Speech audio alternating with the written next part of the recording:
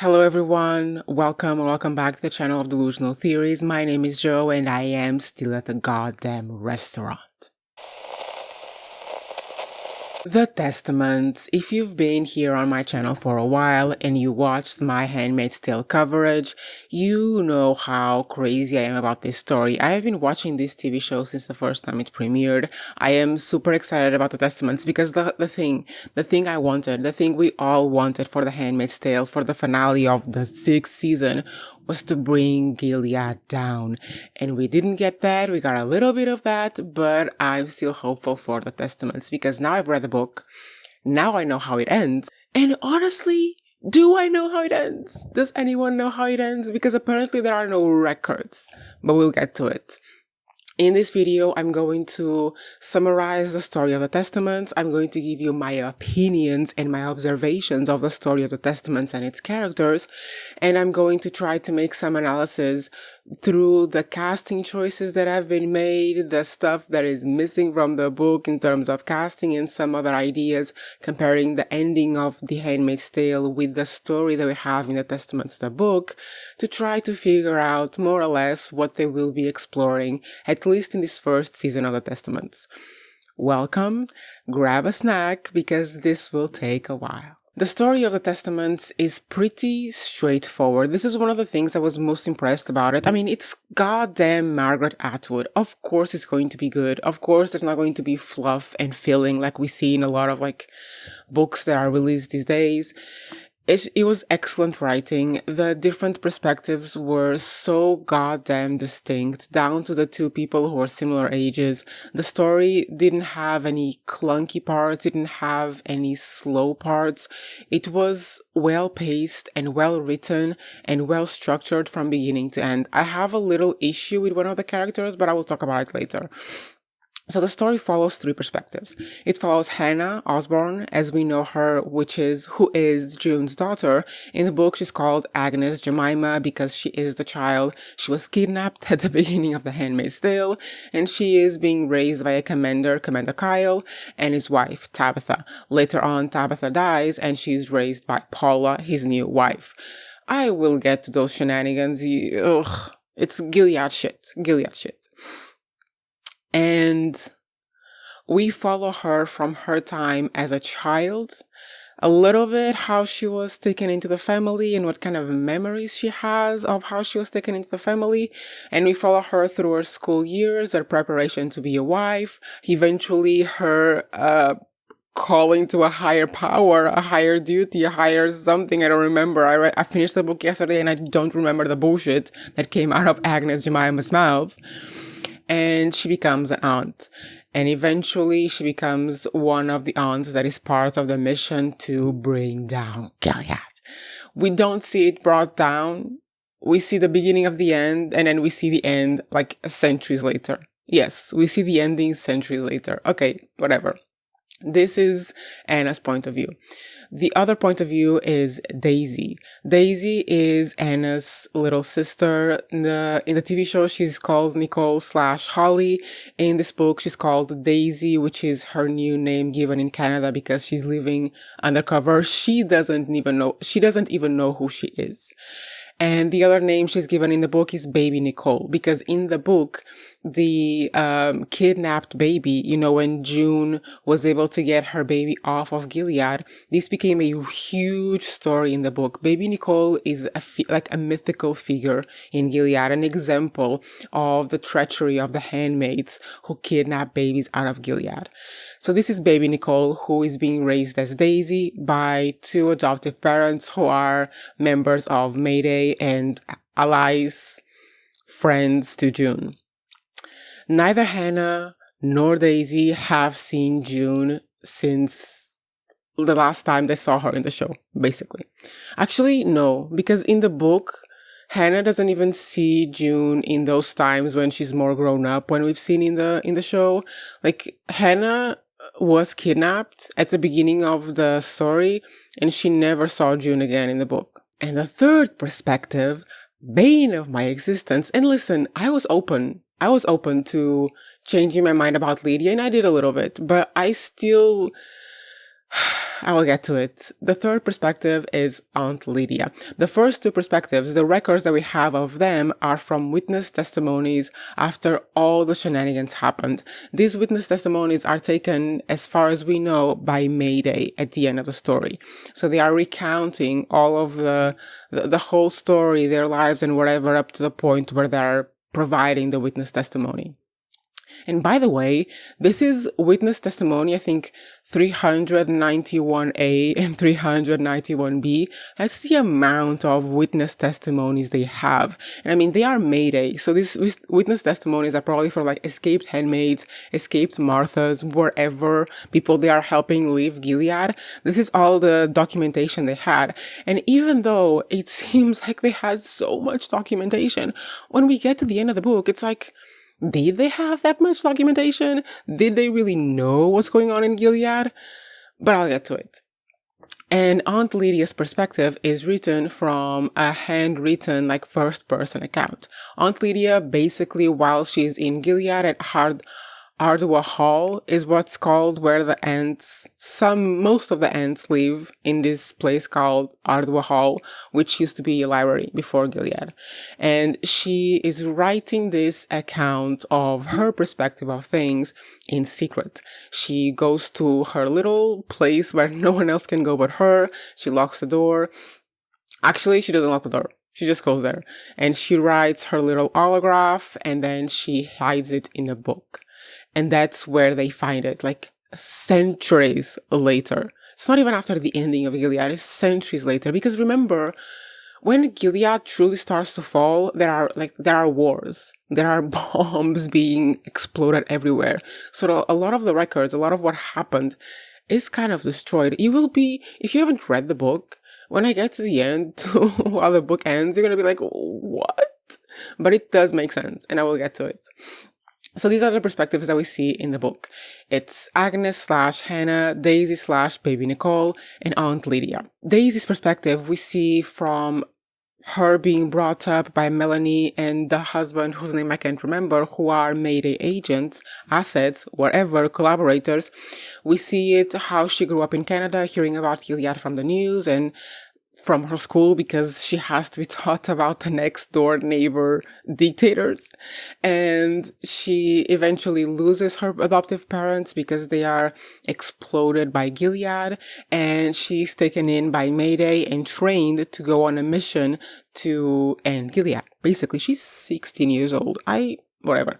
This is her story. Her parents die. She is trained by Mayday. Eventually, she's infiltrated into Gilead. That's where she meets Hannah and where they team up to bring the documents that will bring Gilead down to Canada. Aunt Lydia is the person inside Gilead orchestrating everything. She is the major collaborator with Mayday and no one knows who she is. In the TV show, Aunt Lydia has kind of lost power. She is still a feared person. She still has a lot of influence. She still has her hands in a lot of shit. But in the book, Aunt Lydia is a different character. She is still the same character in the story, but her personality is different. In the book, Aunt Lydia is feared, she strikes fear in the core of people just by her image. There is a big amount of people in Gilead that don't even know if she's real. That's how feared and how elusive she is. She's basically the boss of the women's sphere in Gilead. Everything about aunts, about girls, about wives, about Marthas, that's Aunt Lydia's business. She knows everything. She has everyone's secrets. She knows how to manipulate them. She has everything recorded and she always manages to get her way. And this is how she is able to communicate with Gilead and is able to orchestrate this business with Hannah and Daisy and eventually Becca as well, who we will talk about. Becca. And she's able to orchestrate this whole thing to put a secret message, a secret microchip in Daisy's arm to be carried out of Gilead. And this secret microchip has all the information of all the crimes and corruption being committed by Gilead. And this is the beginning of the end for Gilead. Basically, the image that Gilead has been trying to transpire to the world, that they are very fair, that they are like a return to traditional values, that they treat everyone everyone very nicely and that everything about them is just rumors and hearsay and whatever. These documents prove that everything said about Gilead is true, that they commit so many crimes, so many atrocities, that there are like crimes being committed from commander against commander, wife against wife, wife against Martha, commander against handmaid. Like every freaking bullshit they do is recorded. All the pedophiles, all the murderers, all the everything is in this goddamn file, and it's huge. It's years, potentially decades of information that Aunt Lydia has been gathering, and she puts everything in it. She puts it in Daisy's arm, and they have to go on a goddamn adventure to reach Canada. And just a little example of what kind of crime is in this file. For example, one of the people we meet one of the most prominent characters in this book is Commander Judd. Commander Judd is the one who initially recruited Aunt Lydia. We'll get to it.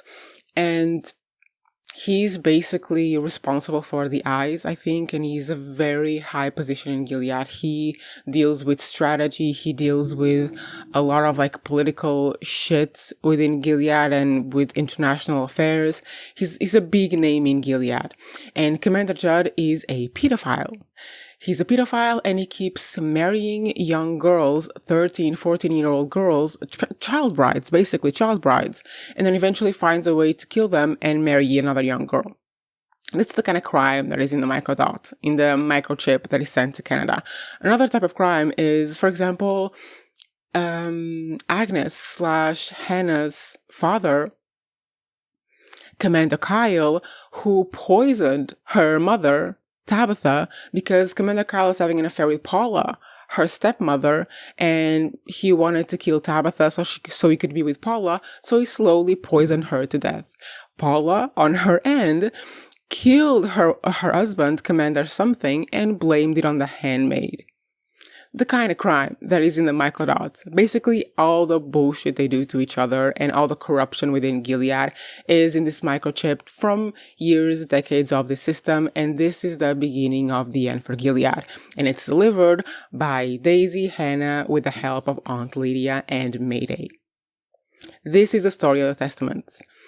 Well, this and a little bit about Aunt Lydia's beginning, how she was tortured into compliance and eventually just gave in to the system and agreed to be an aunt.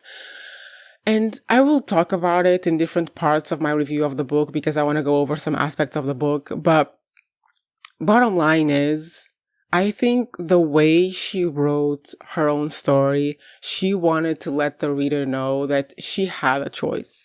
Like, the way that she writes it is, I didn't have a choice. It was either join Gilead or be murdered, or be killed, or kill myself, or be tortured to death. So I didn't have a choice. But then in the same book, she writes accounts of people who chose to die rather than be complicit in the system. And I think that Aunt Lydia's story is by far one of the most complexes of this world, of the world of Gilead, because she was one of the biggest bads of the story. Like, there's no question about it. They even talk about it at the end of the book, the way that different perspectives talk about Aunt Lydia.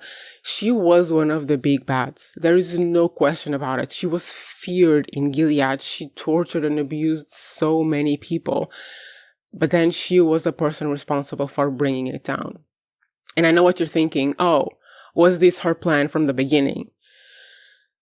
I'll talk about it. One of the most striking aspects of this book is how absolutely ignorant and indoctrinated these children are. It's completely bizarre, insane. Like, if you haven't read at least Hannah's perspective of the story, you absolutely should, because it's so bizarre to hear children talking like this, to hear young girls talking like this about themselves and about their future and about the sanctity of Gilead and shit like this.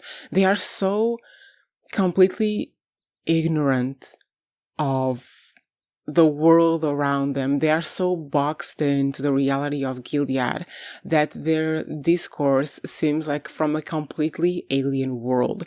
It's absolutely bizarre every time it happens. I think there's a couple passages that I will read you in a little bit. It's bizarre. It's bizarre. And the one character in the middle of all of these girls in the school, the one character that I hated the way that Margaret Atwood ended her story. Like, I understand. It wasn't even bad. It was good. I mean, it's Margaret Atwood, okay? It was well written. It made sense. It was, spoiler alert. Spoiler alert. It was a great sacrifice, okay? It made sense why it happened that way.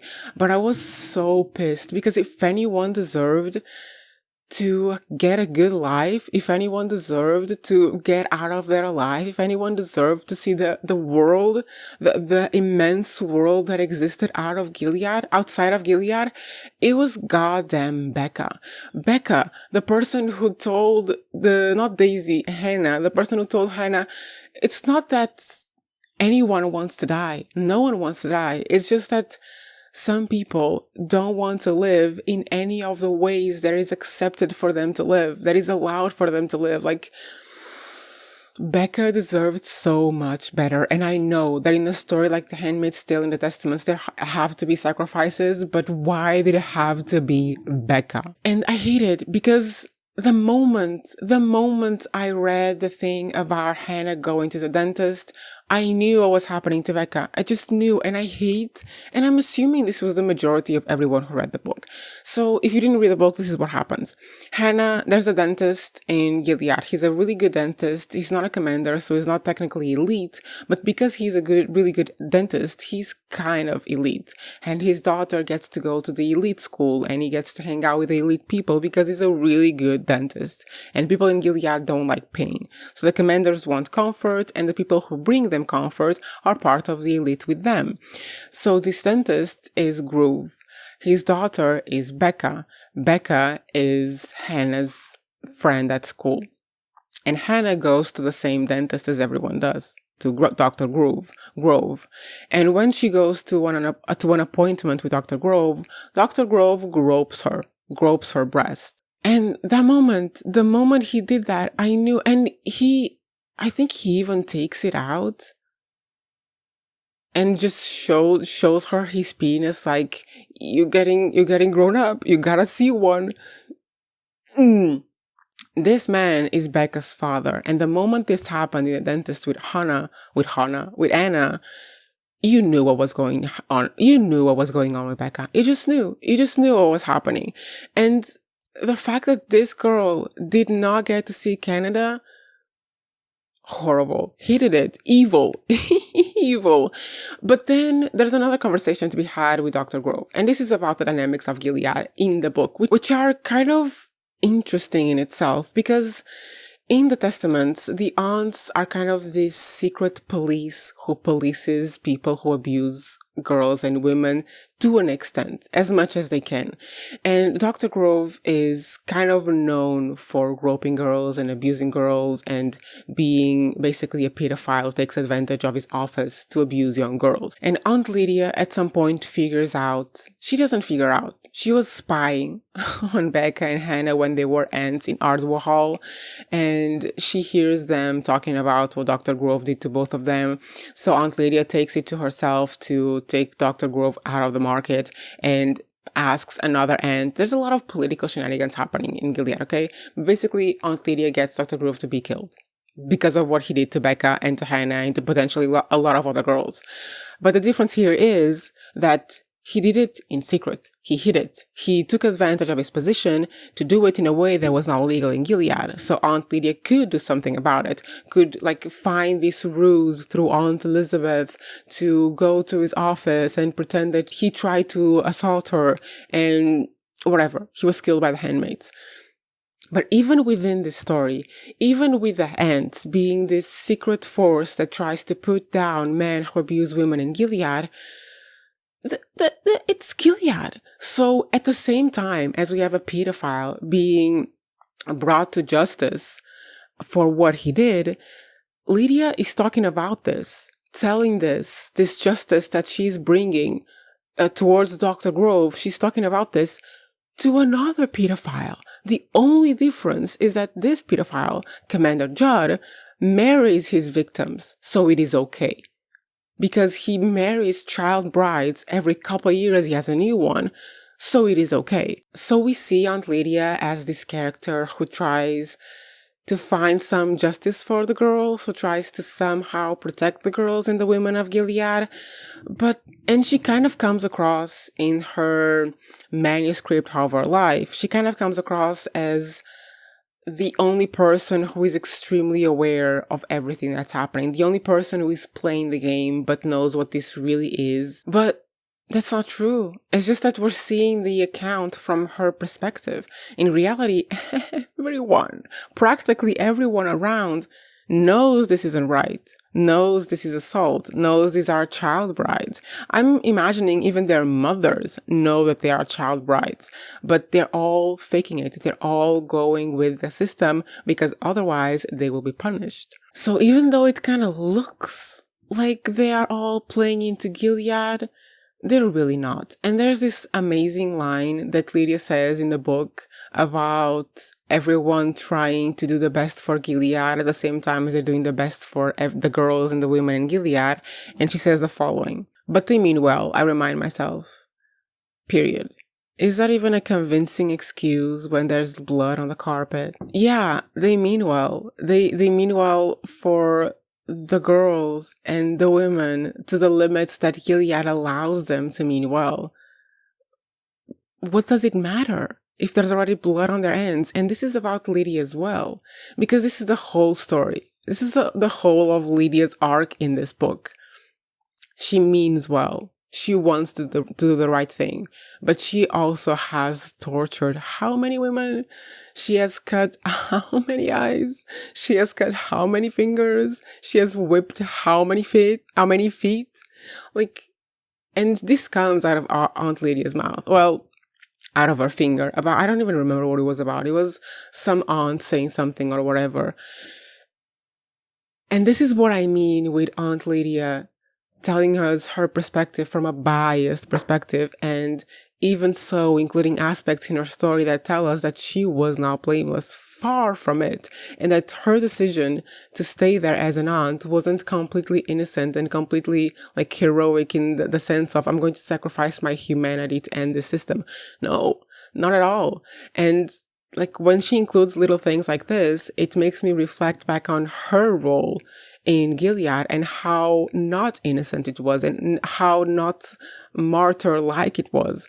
It wasn't like she sacrificed herself by punishing all those people and torturing all those people so that she could bring the system down eventually. It was that at some point it just became too much and she decided to align with Gilead, with goddamn Mayday. And I guess we've seen it a little bit in the show. We don't really see when it happens in the book. We don't really know. And it's kind of a little bit implied like it was from the beginning, like her decision was from the beginning to get revenge on Commander Judd, because Commander Judd is the one who tortures her and who convinces her to be an aunt in the beginning, and Commander Judd is still around, marrying child brides. And I don't know, like in the book, it's kind of implied that she's been looking for revenge this whole time. But then at the same time, she was part of the original aunts who wrote the rules of how women would be punished, of how women would be controlled. And another interesting aspect is that Aunt Lydia, before Gilead, was a judge who worked on cases of domestic violence, of assault, of gender-based violence. And then she used that. This is completely evil, and this is why I can never stand with Aunt Lydia, even with her help in bringing down Gilead, because she used her knowledge, the information she had about how women are controlled by men, to control women in Gilead. She used it to write the rule book for how the aunts would operate, and the handmaids would operate, and the wives and Ikara wives would operate. She, like, when we talk about the creators of Gilead, and we talk about Serena and Fred and all those people, and we judge them for everything they did, Aunt Lydia was right there. Gilead had been established. They were like rounding people up, but Aunt Lydia was there at the beginning, and she wrote the rules of how the aunts would operate. and she was bloody in the beginning. Like, it's kind of hinted towards it in the book. We've seen it in the show. She was bloody. So when she says that they mean well, but there is blood on the carpet, she's also talking about herself, because right now she's doing a lot of shit, and she does mean well because she wants to end Gilead, but she can never wash off all that blood from her hands. Not ever. And I mean, spoiler alert, in the end, she takes herself out with morphine before they can get to her. And even then, she seems like she's kind of making a joke when she's saying, like, yeah, I'm privileged. I got access to morphine. I was lucky to be able to take myself out, but all those people that helped me will be tortured to death for their information. Whoopsie. Whoopsie. One thing that annoyed me a lot in this book was Daisy and how well she coped with the death of her parents. Because Daisy is baby Nicole, Holly in the show. And she is in Canada. She's being raised by two operatives from Mayday who are actually in contact with Aunt Lydia via these microchips that are put in pamphlets of the Pearl Girls. Oh my God, the Pearl Girls. If you haven't read the book, the Pearl Girls are basically missionaries from Gilead. These are supplicant aunts, basically young girls who want to be full-blown aunts, and they have to do this missionary work before they are, promoted to being aunts. And these Pearl Girls go to Canada as part of their missionary work, and they bring Gilead pamphlets. And in the Gilead pamphlets, Aunt Lydia has put like little tiny microchips. They call them microdots. They are supposed to be like cameras, but also have information. And this is how she was communicating with Mayday in part, and how she was communicating with Nicole's/Daisy's adoptive parents. Daisy had no idea who she was for the majority of the story. And then one day her adoptive parents are bombed to death, and she's told by Mayday operatives Ada and Elijah that she is baby Nicole, the revered baby Nicole from Gilead that everyone has like a poster on the wall of her. And she takes it so goddamn well. This was the thing that took me out of the story. You're telling me that a 16-year-old girl whose parents just died, she's told she's like a messiah, basically, from the oppressive regime she's been learning about her whole life. And then she's trained to become an infiltrated Mayday agent in Gilead. And she takes it so well. I was in pain at how well she takes this.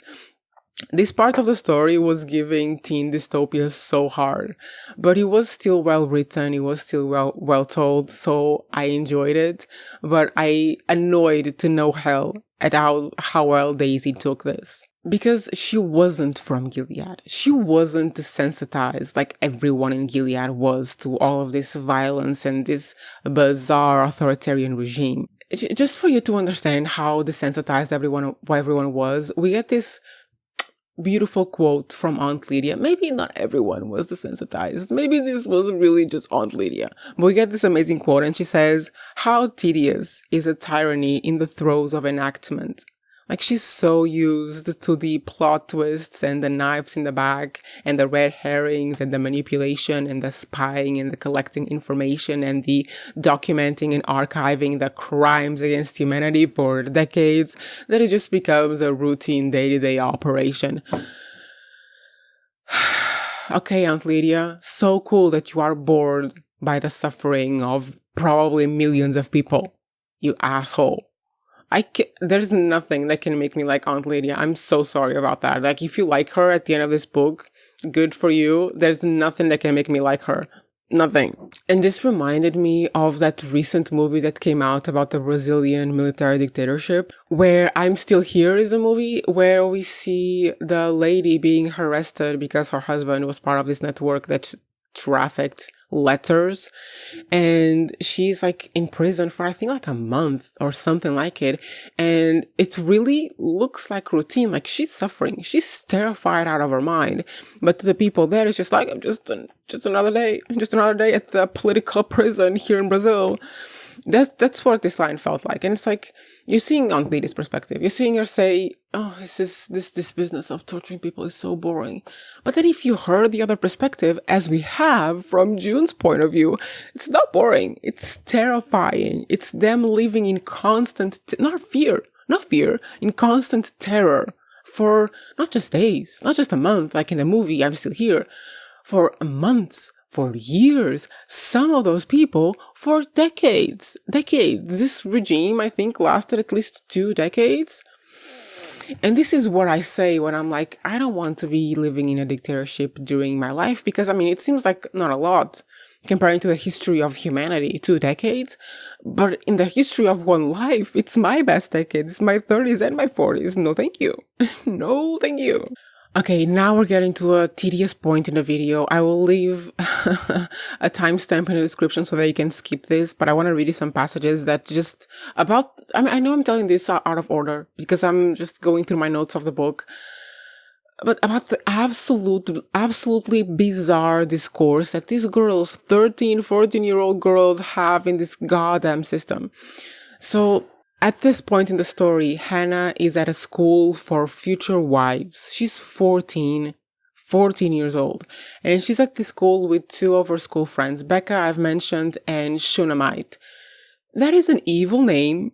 First of all, that is an evil name. But Shunammite is basically the girl, the perfect girl in Gilead. She comes from an elite family. She has a rich commander father, and she completely believes in the system. She wants to get married. She wants to have babies. She wants the whole shebang. She completely trusts the system, and the way that she refers even to sex is like, we'll just get it over with. It'll be fine. It'll take just a little bit, and then it'll be fine. And then I'll get everything else. I'll get the house. I'll get the baby. I'll get the prestige. So this is how Shunammite talks about her future life. It goes like this in the book. She wanted a widower of about 40 who hadn't loved his first wife all that much and had no children, and was high-ranking and handsome. She didn't want some young jerk who'd never had sex before, because that would be uncomfortable. What if he didn't know where to put his thing? This is what I mean with like the Testaments having strange ass humor in the middle of these very bizarre passages. Becca was even thinner. Her green brown eyes, always large in proportion to her face, were if anything even larger. She told me that she was glad to be in this class with me, but she was not glad to be in the class itself. She begged and begged her family not to marry her yet. She was too young, she wasn't ready, but they'd received a very good offer. The eldest boy of a son of Jacob and commander, who was well on his way to becoming a commander himself. Her mother had told her not to be silly. She would never have an offer like this again, and if she didn't take this one, the offers would become worse and worse the older she became. If she reached 18 years old, unmarried, she'd be considered dried goods and would be out of the running for commanders. She'd be lucky to get even a guardian. Her father, Dr. Grove, who we have discussed here, the dentist, said it was unusual for a commander to consider a girl of her lower rank, because her father's not a commander, and it would be an insult to refuse, and did she wish to ruin him? And then they're talking about this, Becca, Shunammite, and Hannah, and Shunammite says the following: "It won't hurt that much," said Shunammite, "and think of all the things you'll have. Your own house, your own car, and guardians, and your own Marthas. And if you can't have a baby, you'll be given a handmaid, as many as it takes." She's 14 years old. Like, this is what I was talking about when I was talking about the whole Israel and Palestine thing, and about like Israeli kids going online defending the bombing of Palestine. These kids are indoctrinated. They have no freaking idea what they're talking about. They have a very closed, boxed in mindset that comes from the country they were born in. I mean, I could totally see a Gilead child saying these things, and she doesn't know what she's saying. That's the most ignorant, stupid thing, because that's how she was taught to think. And then Becca says, "I don't care about cars and Marthas or even handmaids," said Becca. "It's the horrible feeling, the wet feeling." "Like what?" said Shunammite, laughing. "You mean their tongues? It's no worse than dogs." "It's much worse," said Becca. "Dogs are friendly." And then this is Hannah narrating. I didn't say anything about what I myself felt about getting married. I couldn't share the story of my dental appointment with Dr. Grove. He was still Becca's father, and Becca was still my friend. In any case, my reaction had been more like disgust and loathing, and now seems to me trivial in view of Becca's genuine horror. She really did believe that marriage would obliterate her. She would be crushed, she would be nullified, she would be melted like snow until nothing remained of her. Hannah is 14 here, and she can see all of this in her friend. Away from Shunammite, I asked her why her mother wouldn't help her. Then there were tears. Her mother wasn't her real mother. She'd found that out from their Martha. It was shameful, but her real mother had been a handmaid. Like yours, Agnes, she said. Her official mother had used that fact against her. Why was she so afraid of having sex with a man, since her slut of a handmaid mother hadn't had such fears? Quite the contrary. I hugged her then and said I understood. Like, the view that they have imposed on these children to think about the system and the world around them is so absolutely insane. Like, children do go around in Gilead just outright calling handmaids sluts. And there's even a point in the book where Hannah is like, I don't really know what a slut is supposed to be. I think they're supposed to go with a lot of men, but I don't even know what going with men means. They are using these insults to insult handmaids just because it is the culture. They don't understand what they're saying. They have no idea what it actually means to be a slut.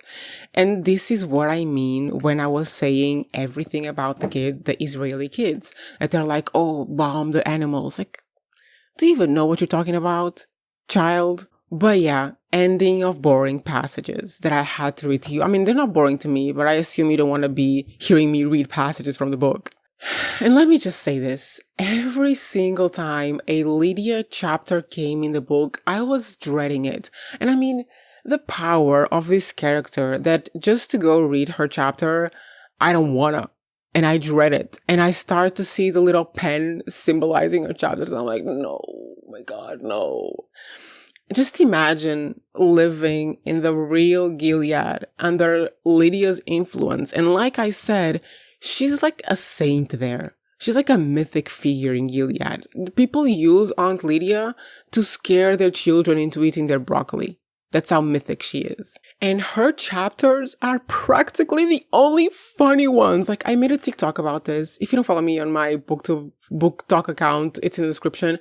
I made a TikTok about this because there's this passage that is so funny. It's about Becca's repulsion of penises, and the way that it's written, it makes it so funny. Like, I couldn't help it. It's something like, I think it's Aunt Estee coming to Aunt Lydia saying that Becca is asking to be an aunt because she doesn't want to marry. Because if you are an aunt in Gilead, you don't marry or have kids. You just abuse other women. But the children don't know that. And she wants to be an aunt to escape marriage. And this Aunt Estee comes to Aunt Lydia to ask for permission for Becca to be an aunt. And she tells Aunt Lydia that Becca is completely repulsed by penises. And if she has to marry, she will take herself out and take her husband with her.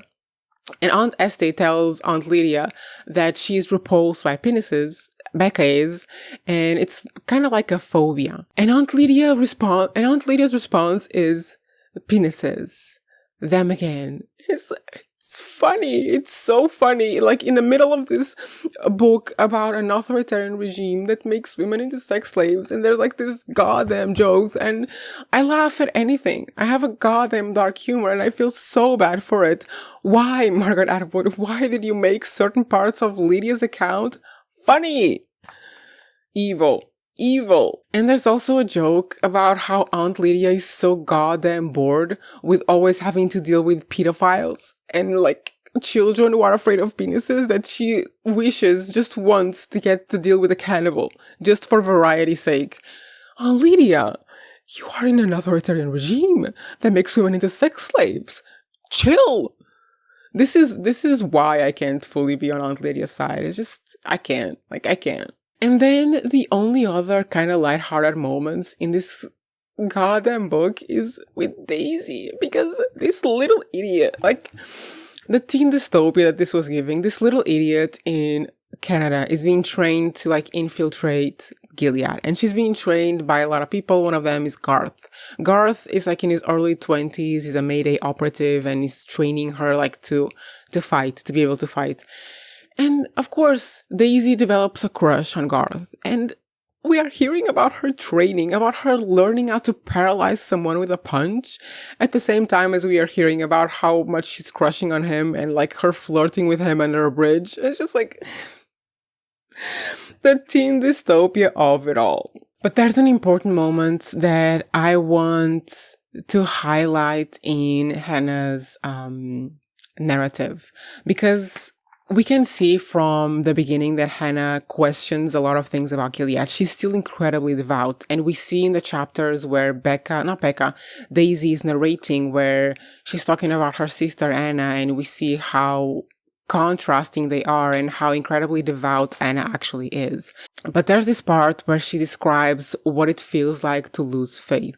And it's so goddamn accurate. I need you to witness it. If you've never had a faith, you will not understand what that means. You feel as if your best friend is dying, that everything that defined you is being burned away, that you'll be left all alone. You feel exiled, as if you are lost in a dark wood. It was like the feeling I had when Tabitha died.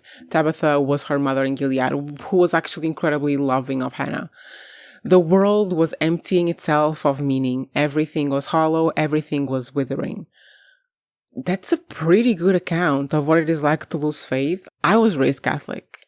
I was raised in the Catholic faith, and I didn't have an easy life. I had a pretty hard life. So like very, very early on, I realized that no God was ever coming to save me. That I realized that there was no really help outside from my own help, from me helping myself. The best way to explain how I feel is like this.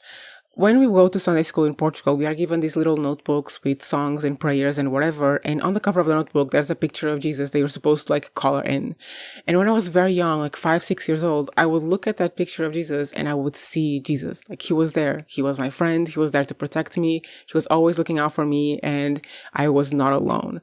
And eventually, over the course of the next like couple of years, I completely lost faith. I was an atheist. I didn't understand what it was, but I knew I didn't believe. And I remember the day when I went to Sunday school and I looked at that notebook and I just saw a drawing.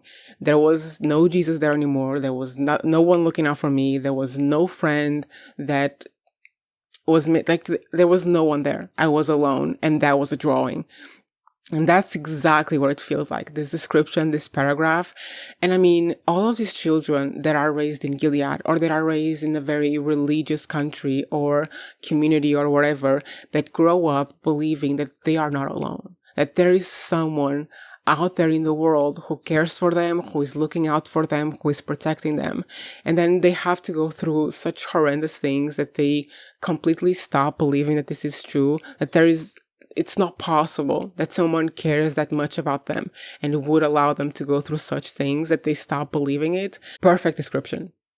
Thank you, Margaret Atwood. Thank you. Throughout this whole book, I kind of get the feeling that we are supposed to empathize with Aunt Lydia, that we are supposed to see her perspective and try to understand everything that she did, but I cannot. Because as I have said, she wrote the goddamn rules.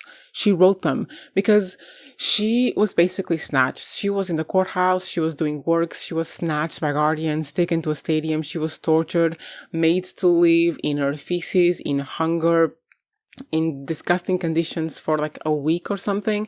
Then she was recruited. She was asked, do you want to join us? She said, absolutely fucking not. I'm not joining whatever the hell this is. She was put in solitary confinement for I don't know how long, a long time. She was basically mentally, like psychologically tortured. And then afterwards she was given, a hotel room, food, a shower, clothing, and then she said yes to becoming an aunt, and she became part of the original aunts. She wrote the rule book for how things are going to happen in Gilead. And even though I want to believe that she was planning this from the beginning, that she was planning her revenge against a Commander Judd from the beginning, there's no way in hell she would have done as much as she did if it was only for the revenge of Commander. If it were only to revenge herself from Commander Judd. So I can't like her. I can't. And to the very goddamn end, we see how she's still pondering how far having baby Nicole in Gilead would take her. Because at one point in the story, Daisy is trained. She infiltrates Gilead through the Pearl Girls. She, approaches one of the missionaries that try to recruit young girls, and she comes with one of the Pearl Girls to Gilead. And Aunt Lydia knows that's baby Nicole. Aunt Lydia arranged it for her to be there. Aunt Lydia arranged it for her to be there so that she could put the microchip on her arm and send her to Canada and throw Gilead into the trash bin. She arranged the whole thing. At this point, Aunt Lydia is basically working with Mayday for years and arranged the takedown of Gilead. It was Aunt Lydia. But down to the very end, she's still pondering how her life would be like if she didn't do this. If she didn't bring down Gilead. If she used baby Nicole for her advantage in Gilead. To the very end, she's still pondering it. Even if she knows she won't decide it, she won't decide to betray Mayday, she fantasizes about it. Still. You cannot convince me to be on Aunt Lydia's side. You cannot. Her bringing down Gilead after everything she did was the bare minimum. It was the bare minimum. It was the bare minimum. But she does decide to put the microdot into Daisy's arm. And at this point in the story, it's the very end. So both Becca and both Becca and Anna have decided to pretend they have a higher calling so they don't have to marry old dudes and they become aunts. They have been in training to be aunts for years. And this is when Daisy, 16-year-old Daisy, comes into Gilead infiltrated, and Aunt Lydia arranges for Daisy and Hannah to leave Gilead as Pearl Girls so that they can go to Canada and bring this information to Mayday and take down Gilead.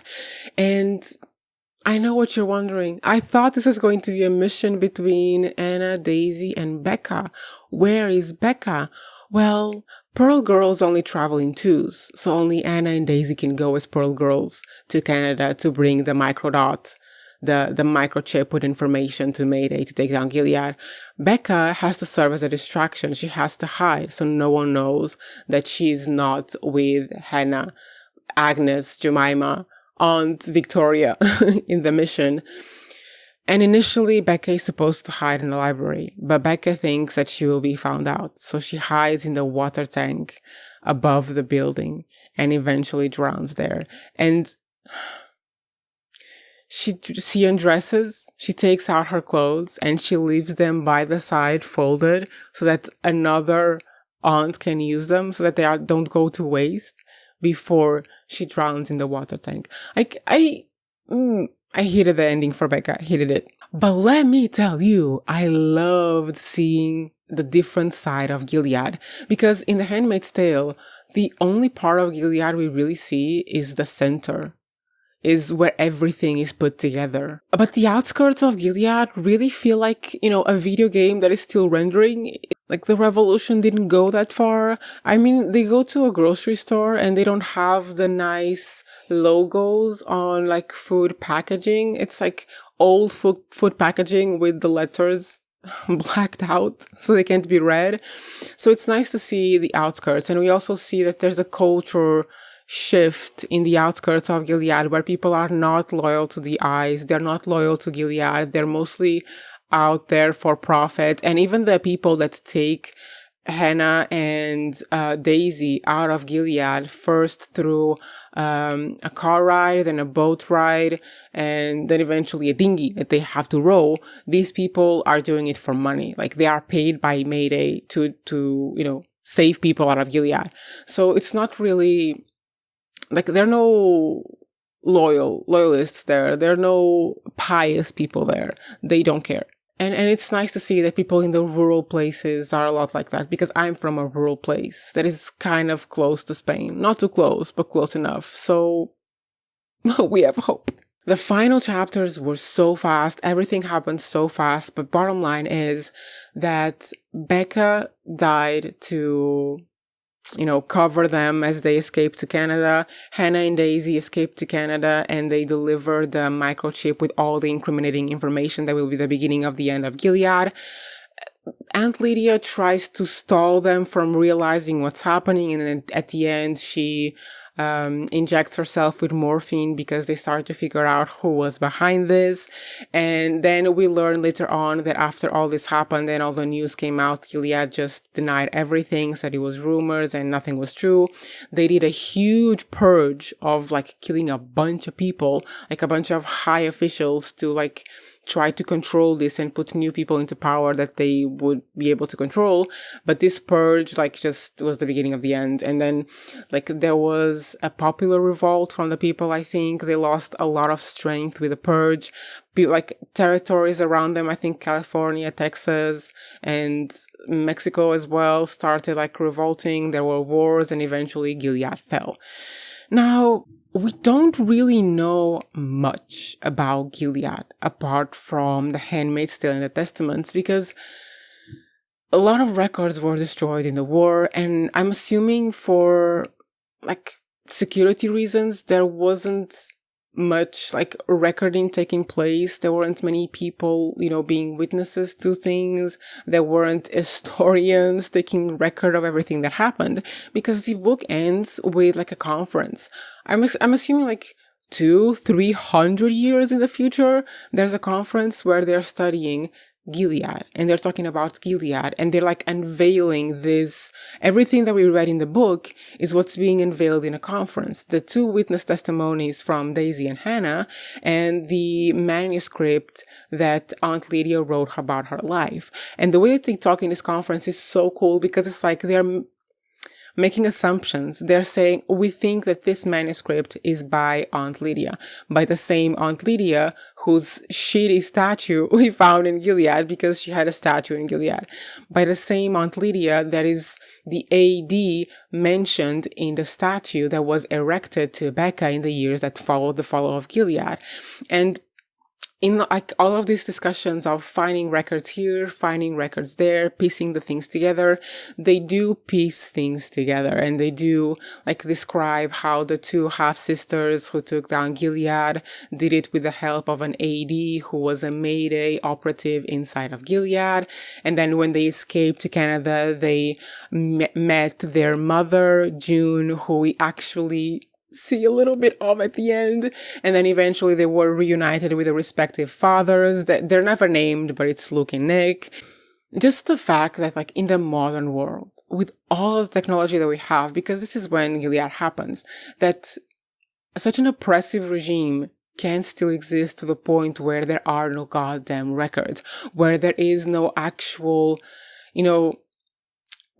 trustworthy account of everything that happened. Because can you imagine if there was digital evidence of everything? If there was like timeline accounts, if there were names, like all of the information that they had in Gilead that was destroyed during the war. Can you imagine if we had all of that and were able to piece every little thing together and to understand every little thing that they did? Because how easy will it be for something like this to be replicated if we don't have the whole information of what happened? Like when we hear about the Holocaust in school, we hear it from a very detached point of view. But then, like as you grow older and you start to realize how things were really happening, like the minutia of everything, because we hear about how Aunt Lydia was taken from the courthouse from this little manuscript that was found like 200 years later, Like when we hear these things, we don't hear about the minutiae, about how it really happened. And it feels like something so completely outrageous that it couldn't happen possibly in our time. And then it starts happening in our time and we can't recognize the goddamn signs because we only talked about how when it was bad, we only talked about the horrible, terrible things that happened. Like in the book, they talk about potentially that the handmaids were sex slaves. But do they talk about how it happened? How June was taken in the woods as she was fleeing the United States? Like the signs start to appear. The history starts to repeat itself. And because we are only taught to only discuss the peak of it, the awfulness of it, we have a much harder time of seeing the initial signs which are already happening. So that was a testament. I know this is a very messy review and like opinion and account of the thing, but I mean, welcome to my channel. But I really enjoyed the book. It was incredibly well written. It was a good story. I think it was actually a good addition to The Handmaid's Tale. I was afraid of reading this book because I read the follow-up to To Kill a Mockingbird and I was like, okay. But this time it was worth it. It was worth it. But now, oh my God, I've been recording for an hour and a half. I'm going to cut so much of it out. I'm hoping you guys are only like maybe at the 40-minute mark. But I want to talk a little bit about the show because I've been looking at the cast and I kind of have a little bit of an idea of where they're going to go with the first season because, well, they can do potentially 2 seasons. I think it's what they're going to do because we have 3 perspectives of the story. 2 that take place in Gilead, 1 takes place outside of Gilead. But in the casting that we've seen so far, there's only really 1 person outside of Gilead that has been cast. Well, 2 people that have been cast in the show. So I don't know if we're really going to see that much of the story outside of Gilead. I think the first season is going to be really focused on the school of girls where they are, either learning as children to knit and to flower, and then in the school for wives where they're learning all the bullshit. I think it's going to be really, really heavily focused on the school and on Gilead's, perspective from a child's point of view. And then at the end, we'll have a little bit of Becca. And then season 2, I think will be really focused on Becca until a certain point where like the perspectives converge. This is what I'm hoping. Because the cast that we have is Anne Dowd reprising a role as Aunt Lydia. We have Chase Infinity, I think it's her name, as Agnes/Hannah. Why do I keep saying Hannah? Anna. We have Rowan Blanchard as Shunammite. Shunammite. We have Lucy Holiday as Daisy. Matea Carfenti as Becca. Mabel Lee as Aunt Vidala. Aunt Vidala is another aunt in Ardua Hall. She was one of the original aunts that wrote the rule book with Aunt Lydia. And Aunt Vidala is Aunt Lydia's oppositor. Like, if Aunt Lydia were to fall into disgrace, Aunt Vidala would inherit the empire, basically. And in the show, they are adding a new character as Aunt Gavanna, which we don't see in the book. And Aunt Gavanna is like very loyal to Aunt Vidala because in the book, there's no one really that loyal to Aunt Vidala. She's just really cunning by herself. And there are 2 other aunts that are the OG aunts, which is Aunt Elizabeth and Aunt Helena. And these 2 are basically just manipulated by Vidala and Lydia to whatever they want out of them. But eventually Lydia wins them over and they are on Lydia's side until she, injects herself with morphine. But yeah, I'm guessing they are adding a lot more conflict in between the aunts at Ardua Hall by adding this character as Aunt Gavanna, which will be very loyal to Aunt Vidala, the oppositor to Aunt Lydia. But there's no mention of Aunt Elizabeth and Aunt Elena. I hope they aren't eliminated because they're actually important in the show, in the book. Then we have Amy Seymetz as Paula, the Hannah's stepmother after Tabitha. Tabitha is not cast yet, I don't think, which is weird because she's like an important character for the show, for the story. Then we have the second character in Canada, Brad Alexander, playing Garth, the guy who trains Becca. Not Becca, goddammit. The guy who trains Daisy to be a secret agent in Gilead, the 20-something-year-old that Daisy has a crush on and flirts with while she's being trained to infiltrate an authoritarian regime, where she was born at, by the way. Then, we have Janine Darrell Martin as Aunt Gavanna. We have Eva Foot as Aunt Este. Aunt Este is one of the aunts in the school for the girls who is teaching the girls. She's like a nice aunt, I guess.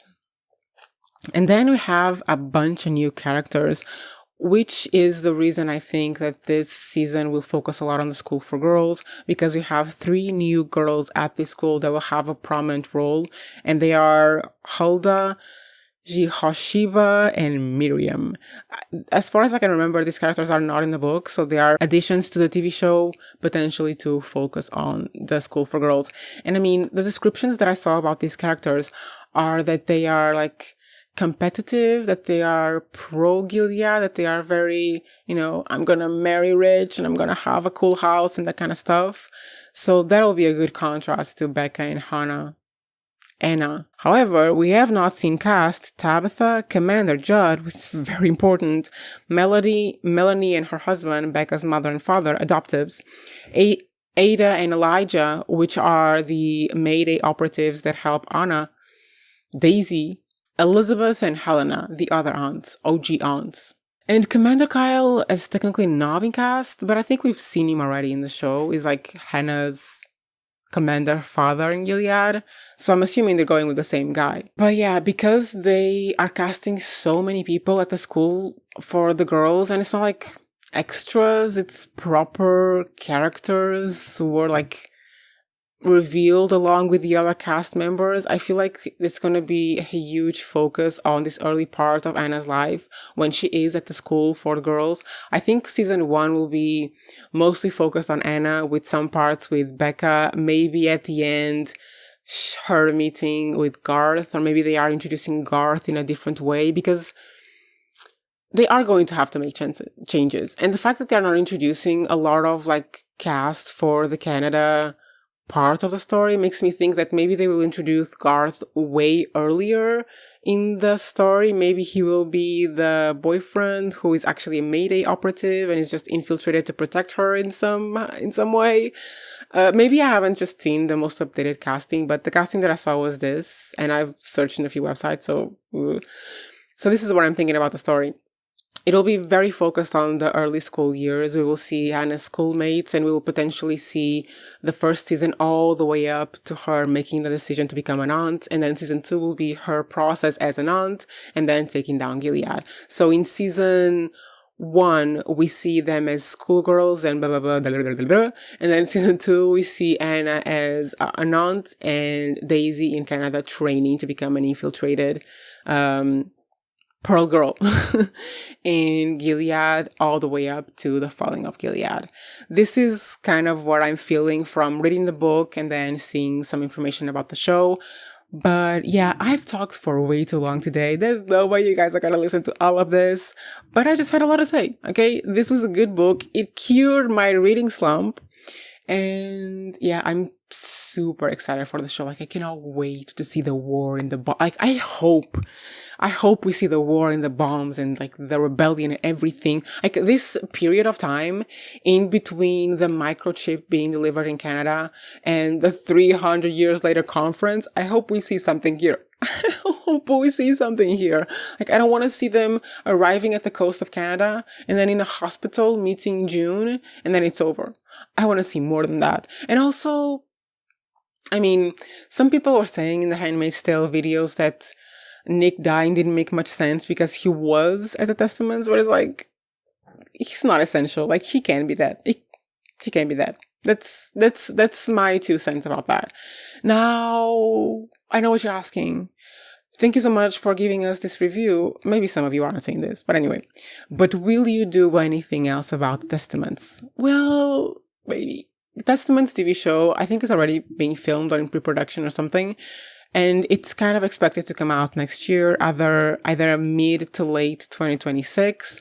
So I will be covering it then. However, I do want to still talk about this story in the meantime, because now that I read the Testaments, I feel like I have a lot more stuff to talk about, and it's the time. It is. Like, the far right is rising up everywhere. Like, I'm scared shitless all the time. You have no idea the bullshit my government is up to. Like, these little shits want to make people pay for vacation days. They want to make people be like, oh, I want an extra vacation day. Can I pay off of my salary?